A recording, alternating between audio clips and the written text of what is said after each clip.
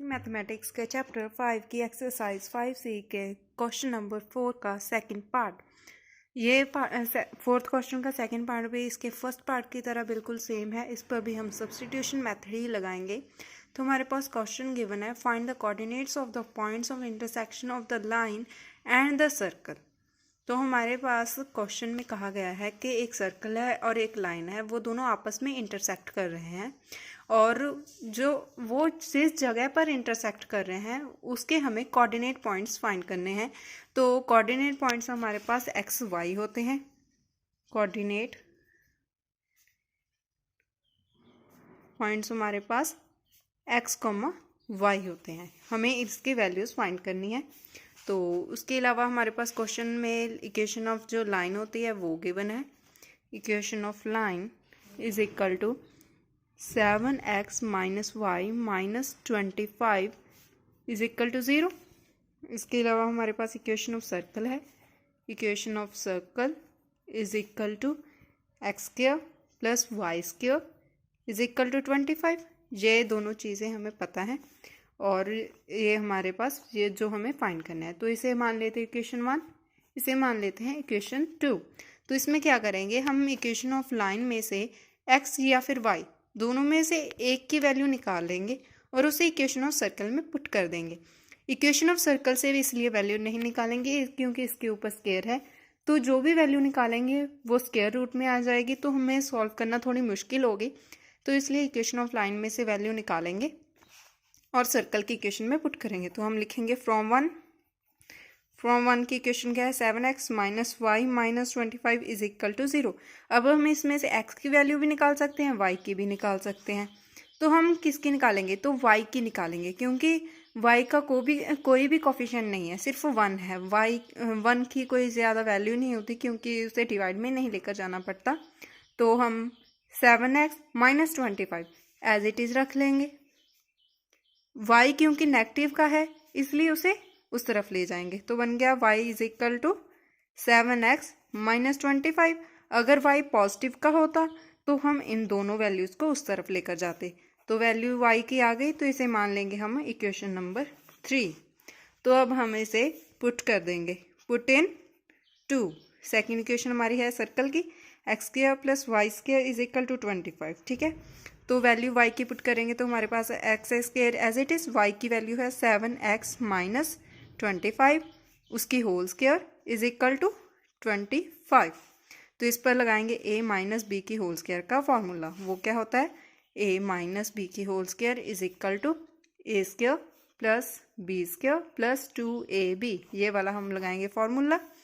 तो लिखते हैं x square plus a minus B की होल स्क्वायर यानी कि a की स्क्वायर, a हमारे पास जो है 7x है, b हमारे पास 25 है। तो लिखेंगे a square plus b square plus minus 2 into a into b is equal to 25। जो हमारे पास a b की वैल्यू है प्लस 25 है। ठीक है, ओके। तो इसे फर्दर सॉल्व करेंगे तो हमारे पास बन गया एक्स स्क्वायर, 7 की स्क्वायर 49, एक्स स्क्वायर प्लस 25 की square 625 minus 7 into 2 14, 14 into 25 350 x, इस 7 के साथ क्योंकि एक्स था, इज इक्वल टू 25।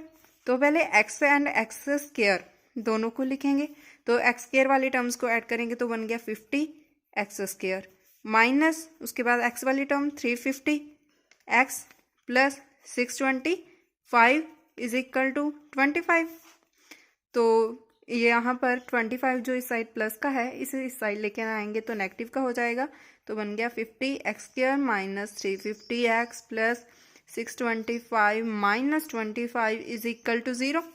तो इसे सॉल्व करेंगे तो हमारे पास बन गया 50 एक्स स्क्वायर माइनस 350 एक्स, 625 में से जब 25 माइनस करेंगे तो बन जाएगा प्लस 600, क्योंकि माइनस की टर्म छोटी है इसलिए इज इक्वल टू 0। साइन क्योंकि हम प्लस माइनस होता है माइनस, और साइन हम बड़ी वाली टर्म का लेते हैं जो कि पॉजिटिव है।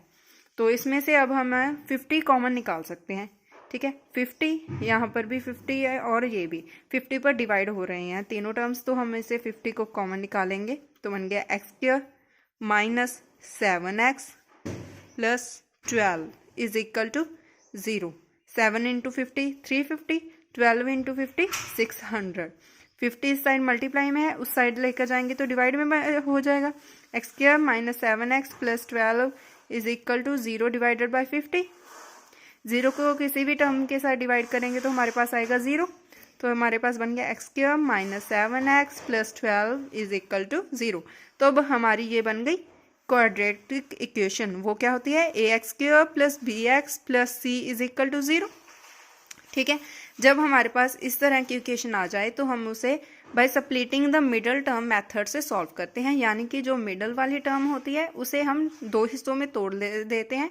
दो ऐसे नंबर लेते हैं जिनका प्लस या फिर माइनस करके हमारे पास सेंटर वाली वैल्यू बने, यानी कि -7 बने, एंड मल्टीप्लाई करके 12 इंटू एक्स स्क्वायर 12x² बने। ठीक है, तो हमें क्या बनाना है, -7x प्लस माइनस करके एंड 12x²।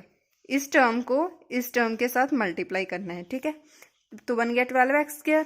इसे बनाना है हमें मल्टीप्लाई करके। तो हम कौन से दो नंबर लेंगे, तो हम लेंगे 3 एंड 4। 3 एंड 4 दोनों नेगेटिव के लेंगे क्योंकि हमें नेगेटिव का 7 चाहिए।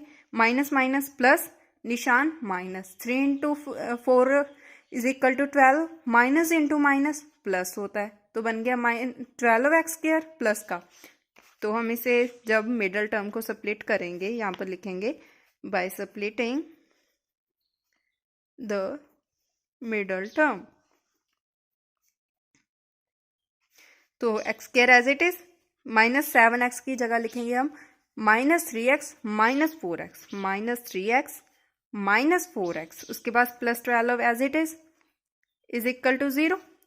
अब इन दोनों का ग्रुप बन गया और इन दोनों का, इसमें से हम x कॉमन निकालेंगे तो हमारे पास बच जाएगा x -3। x into x, x² होता है -4x, और यहाँ पर नेगेटिव आएगा, नेगेटिव साइन, क्योंकि minus into minus is equal two plus. यहाँ पर 3 बच गया क्योंकि 4 इंटू 3 12 इज इक्वल टू 0। अब ये और ये एक ग्रुप बनाएंगे। इन अगर ये वाली टर्म्स, ये वाला जो अंदर ग्रुप बना है और ये अगर दोनों सेम है, इसका मतलब हमने जो स्प्लिटिंग टर्म वाला लगाया था मेथड, वो हमने बिल्कुल सही तरीके से और सही वैल्यूज लेकर लगाया है। और अब हमारा ये एक ग्रुप बन गया और x-4 एक अलग से ग्रुप बन गया। तो हमारे पास क्या आ गया, x-4 is equal and x-3, दो ग्रुप्स आ गए, इज इक्वल टू 0। अब इन्हें अलग अलग करके इज इक्वल टू 0 ले लेंगे, x-3 इज इक्वल टू 0। तो यहाँ पर -4 है, उस साइड जाएगा तो प्लस का 4, x is equal to +4, x की एक वैल्यू आ गई। और यहाँ पर x इज इक्वल टू -3, उस साइड जाएगा तो प्लस का 3, तो हमारे पास दो वैल्यूज आ गई। तो अब हम इसे क्या करेंगे, पुट कर देंगे, put in circles equation. Circles equation हमारे पास कौन सी है, फर्स्ट वाली, नहीं सॉरी सेकंड वाली। तो अब हम इसे अब हम इसे ना थर्ड इक्वेशन में पुट करेंगे, क्योंकि हमारे पास जो ये वाली y की वैल्यू है ना, उसमें पुट कर देंगे। तो हमारे पास आएगा put in 3 y is equal to 7x minus 25। तो जब हम x की वैल्यू 4 पुट करेंगे when x is equal to +4, and जब हम when x is equal to +3, तो इसके दो वैल्यूज निकलेंगी y की भी, क्योंकि x की भी हमारे पास दो हैं। तो वैल्यूज पुट करते हैं, y is equal to 7, x की value 4 minus 25, y is equal to 7 into 4 28 minus 25, y is equal to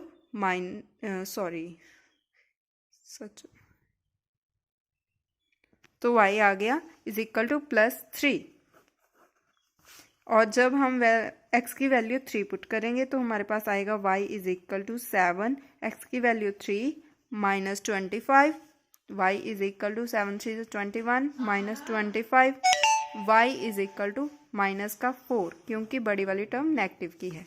ठीक है, तो हमारे पास x एंड y की वैल्यूज आ गई। तो यही हमारे कोऑर्डिनेट्स हैं। तो हम लास्ट में क्या लिखेंगे, hence the coordinates of the point of intersection are 3, -4 and 4, 3। वो इसलिए क्योंकि जब हमारे पास x की वैल्यू 3 थी तो हमारे पास y की वैल्यू -4 थी। जब x की वैल्यू 4 थी तब हमारे पास y की वैल्यू 3 थी और यही हमारा आंसर है। Thanks for watching.